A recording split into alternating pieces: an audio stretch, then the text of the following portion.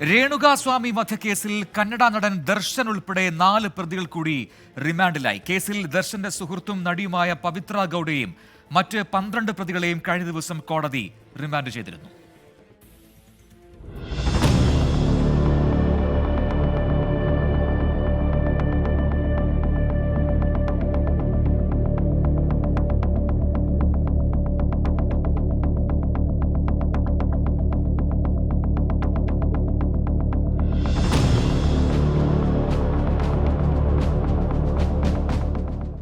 കൃത്യത്തിൽ നേരിട്ട് പങ്കെടുത്ത വിനയ്, പ്രദോഷ്, ധനരാജ് എന്നീ പ്രതികളെയാണ് ദർശനൊപ്പം ജൂലൈ 4 വരെ റിമാൻഡ് ചെയ്തത്.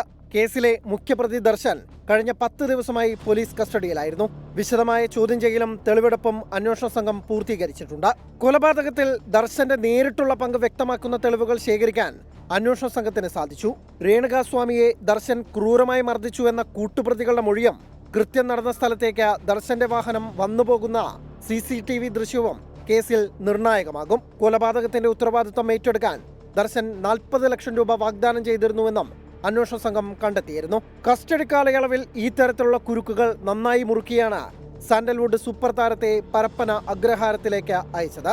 24 ബംഗളൂരു.